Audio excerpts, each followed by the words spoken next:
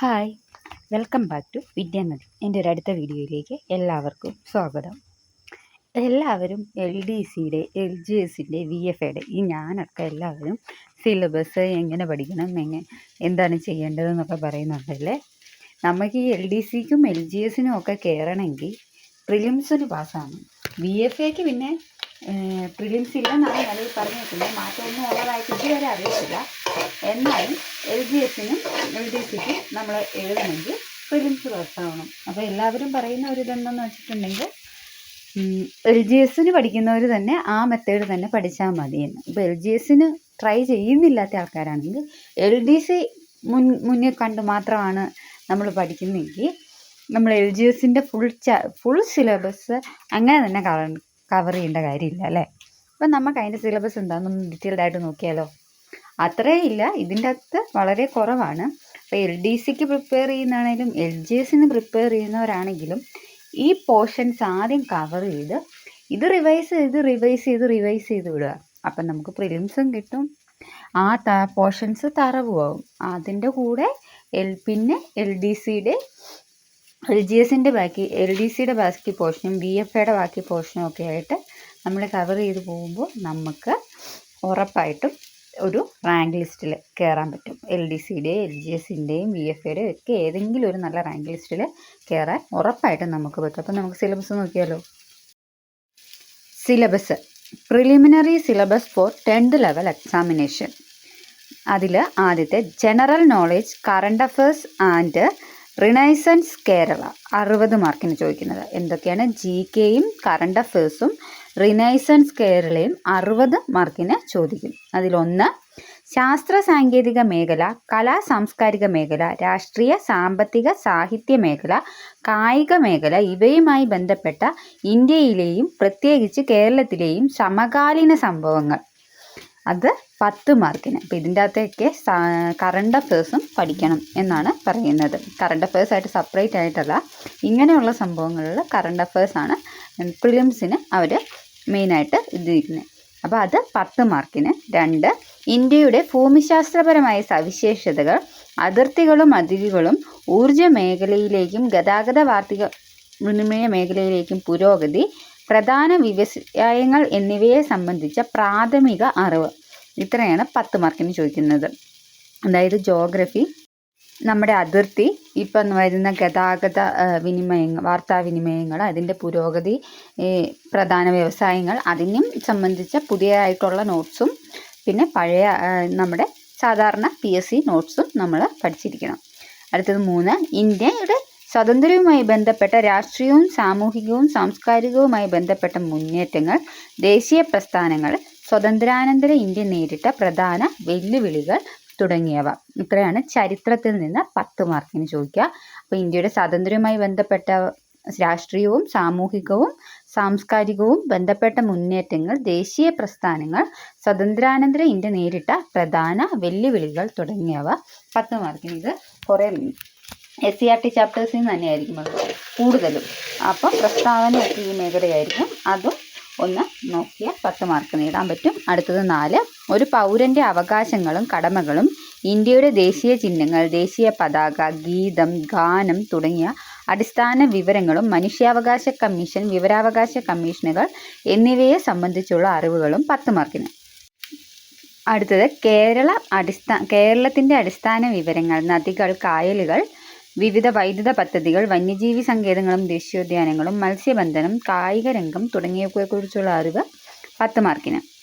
Indian സ്വാതന്ത്ര്യ സമരവുമായി ബന്ധപ്പെട്ട് കേരളത്തിലുണ്ടായ മുന്നേറ്റങ്ങളും അതിന് പിന്നിൽ പ്രവർത്തിച്ചവരും, കേരളത്തിലെ സാമൂഹിക പരിഷ്കരണവും, അയ്യങ്കാളി, ചട്ടമ്പിസ്വാമി, ശ്രീനാരായണ ഗുരു, പണ്ഡിറ്റ് കറുപ്പൻ, VT ഭട്ടതിരിപ്പാട്, കുമാരഗുരു, പന്നത് പത്മനാഭൻ തുടങ്ങിയ സാമൂഹിക പരിഷ്കർത്താക്കളും.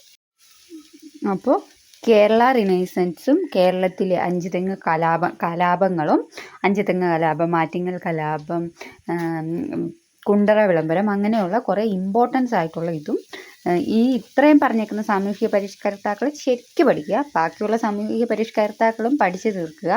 എടുക്കുന്ന പോർഷൻസ് കംപ്ലീറ്റ് ചെയ്യാൻ നോക്കുക. അപ്പോൾ ഇത്രയും പഠിച്ചു കഴിയുമ്പോൾ നിങ്ങൾക്ക് ഉറപ്പായും പ്രിലിംസിന് കയറാൻ പറ്റും.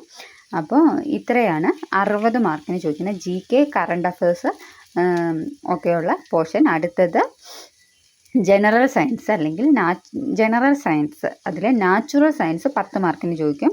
അതായത് ബയോളജി. 1 മനുഷ്യ ശരീരത്തെക്കുറിച്ചുള്ള പൊതു അറിവ്, ജീവകങ്ങളും അപര്യാപ്ത രോഗങ്ങളും, രോഗങ്ങളും രോഗകാരികളും, കേരളത്തിലെ ആരോഗ്യക്ഷേമ പ്രവർത്തനങ്ങൾ, കേരളത്തിലെ പ്രധാന ഭക്ഷ്യ കാർഷിക വിളകൾ, വനങ്ങളും വനവിഭവങ്ങളും, പരിസ്ഥിതിയും പരിസ്ഥിതി പ്രശ്നങ്ങളും 10 മാർക്കിന് നാച്ചുറൽ സയൻസ് ചോദിക്കുന്നത്.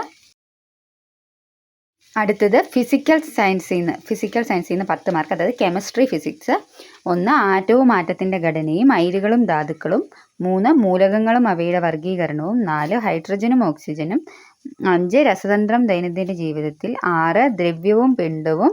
7 പ്രവൃത്തിയും ഊർജവും. 8 ഊർജവും അതിൻ്റെ പരിവർത്തനവും. 9 താപവും ഊഷ്മാവും. 10 പ്രകൃതിയിലെ ചലനങ്ങളും ബലങ്ങളും. 11 ശബ്ദവും പ്രകാശവും. 12 സൗരയുധവും സവിശേഷതകളും. ഇത്രയാണ് ഫിസിക്കൽ സയൻസിൽ നിന്ന് 10 മാർക്കിന് ചോദിക്കുന്നത്. അടുത്തത് മാത്സ് ആണ്. Simple arithmetic and mental ability 20 മാർക്കിന്. അതിൽ ലഘുഗണിതം ചോദിക്കുന്നത് 10 മാർക്കിനാണ്. സംഖ്യകളും അടിസ്ഥാന ക്രിയകളും, ലസാഗു, ഉസാഗ, ഭിന്നസംഖ്യകൾ, ദശാംശ സംഖ്യകൾ, വർഗവും വർഗമൂലവും, ശരാശരി, ലാഭവും നഷ്ടവും, സമയവും ദൂരവും. ഇത്രയും 10 മാർക്കിന്. മാനസിക ശേഷിയും നിരീക്ഷണ പാഠവുമാണ് പിന്നെ 10 മാർക്കിന് ചോദിക്കുന്നത്. അങ്ങനെ മൊത്തം 20 മാർക്കിനാണ്. മാനസിക ശേഷിയും നിരീക്ഷണ പാഠ പരിശോധനയിലും വരുന്നത് ഗണിത ചിഹ്നങ്ങൾ ഉപയോഗിച്ചുള്ള ക്രിയകൾ, ശ്രേണികൾ, സമാന ബന്ധങ്ങൾ, തരംതിരിക്കൽ, അർത്ഥവത്തായ രീതിയിൽ പദങ്ങളുടെ ക്രമീകരണം, ഒറ്റയാനെ കണ്ടെത്തൽ, വയസ്സുമായി ബന്ധപ്പെട്ട പ്രശ്നങ്ങൾ, സ്ഥാനനിർണയം എന്നിവയാണ് അടുത്ത 10 മാനസിക ശേഷിയും നിരീക്ഷണ പാഠവുമായിട്ട് ചോദിക്കുന്നത്. അപ്പോൾ ഇത്രയാണ് പ്രിലിംസിൻ്റെ ഇത് ആദ്യം ഈ പോർഷൻസ് ആദ്യം കവർ ചെയ്ത് തീർക്കാൻ നോക്കുക. അതിനൊപ്പം തന്നെ ഞാൻ പറയുന്നു LDCക്കും LGSനും ഒക്കെ പ്രിപ്പയർ ചെയ്യണം. കാരണം ഒരുപാട് ദിവസത്തെ ഗ്യാപ്പില്ല. അത് കഴിഞ്ഞ് അത്രയും പോർഷൻസ് നമുക്ക് കവർ ചെയ്യാൻ പറ്റില്ല. പക്ഷേ ഇത്രയും പോർഷൻസ് കവർ ചെയ്താൽ ആ പോർഷൻസ് റിവൈസ് ചെയ്ത് തറവാക്കുക. അപ്പം നമുക്ക് പ്രിലിംസും കയറാൻ പറ്റും. അത്രയും പോർഷൻസ് നമ്മൾ അതേപോലെ വെള്ളം പോലെ പഠിക്കുമ്പോൾ അത്രയും മാർക്ക് നമുക്ക് LGSനും LDCക്കും BFAക്കും ഉറപ്പാക്കാൻ പറ്റും. അങ്ങനെ നോക്കുക. പിന്നെ LDC, LGSും BFAക്കും ഉള്ള പോർഷൻസ് എക്സ്ട്രാ പഠിച്ചുകൊണ്ടേയിരിക്കണം. ഇത് റിവൈസ് ചെയ്ത് പഠിച്ച് അവിടെ മൂലക്കിട്ടൊക്കെയുള്ള എല്ലാ ആഴ്ചയും പഠിച്ചുകൊണ്ടിരിക്കണം. അതിൻ്റെ അകത്തുനിന്നുള്ള ക്വസ്റ്റ്യൻ പേപ്പേഴ്സ് വർക്കൗട്ട് ചെയ്തുകൊണ്ടിരിക്കണം. അങ്ങനെ ചെയ്തുകൊണ്ടിരുന്ന ഒരു ദിവസം പോലും റെസ്റ്റ് എടുക്കാതെ നമ്മൾ വർക്ക് ചെയ്താൽ മാത്രമേ നമുക്ക് ഈ 2026 നടക്കുന്ന പരീക്ഷയിൽ റാങ്ക് ലിസ്റ്റിൽ, നല്ല റാങ്ക് ലിസ്റ്റിൽ ജോലി കിട്ടുമെന്ന് ഉറപ്പുള്ള ഒരു ലിസ്റ്റിൽ വരാൻ പറ്റുള്ളൂ. നിങ്ങൾ പരിശ്രമിച്ചാൽ മതി. അല്ലാതെ താൻ പാതി ദൈവം പാതി ഒന്നും അല്ലാതെ ഞാൻ വീണ്ടും ഓർമ്മിച്ചിരിക്കുന്നു, നമ്മുടെ കഷ്ടപ്പാടാണ് നമുക്ക് റിസൾട്ട് വരുന്നത്. നമ്മൾ എത്ര എഫേർട്ട് ഇടുന്നു, നമ്മൾ എന്തുമാത്രം ഇന്ന് എഫേർട്ട് ഇടുന്നു, അതിനുള്ള റിസൾട്ടാണ് നമുക്ക് നാളെ കിട്ടുന്നത്. നിങ്ങൾക്ക് എന്തോരം പഠിക്കാൻ പറ്റുമോ അത്രയും പഠിക്കുക. എത്രമാത്രം വർക്ക് ചെയ്യാൻ പറ്റുമോ, ഒരു ദിവസം എത്ര മണിക്കൂർ നിങ്ങൾക്ക് വർക്ക് ചെയ്യാൻ പറ്റുമോ എന്നുള്ളത് മടി വിചാരിക്കാതിരിക്കുക. മടി വിചാരിച്ചാൽ പിന്നെ റാങ്ക് ലിസ്റ്റ് കയറാൻ പറ്റത്തില്ല. ഒരു ദിവസം ഇത്ര പോർഷൻ ഞാൻ കവർ ചെയ്യുമെന്ന് നിങ്ങൾ വിചാരിച്ചിട്ടുണ്ടെങ്കിൽ അത്രയും പോർഷൻ നിങ്ങൾ കവർ ചെയ്തിരിക്കണം. അപ്പോൾ ജോലി സ്വപ്നം അല്ല, ഞാൻ പറയുന്ന ആവശ്യമാണ്. നിങ്ങൾക്കൊരു ജോലി വേണം, ഞാൻ സ്വന്തം കാലിൽ നിൽക്കും എന്ന് നമുക്ക് നമ്മുടെ ആവശ്യമാണെന്ന് കരുതി പഠിച്ചു കഴിഞ്ഞാൽ നിങ്ങൾ ഉറപ്പായിട്ടും റാങ്ക് ലിസ്റ്റ് വരും. അപ്പോൾ അടുത്ത വീഡിയോ ആയിട്ട് കാണാം. അതിന് മുന്നേ എൻ്റെ വീഡിയോ ആദ്യമായിട്ടാണ് കാണുന്നതെങ്കിൽ ഇഷ്ടപ്പെട്ടെങ്കിൽ ലൈക്ക് ചെയ്യുക, കമൻറ്റ് ചെയ്യുക, സബ്സ്ക്രൈബ് ചെയ്യുക, എന്നെ സപ്പോർട്ട് ചെയ്യുക. ഇഷ്ടപ്പെട്ടില്ലെങ്കിൽ ഡിസ്ലൈക്കും ചെയ്യാം കേട്ടോ, ഒരു കുഴപ്പമില്ല. അപ്പോൾ താങ്ക് യു ഓൾ.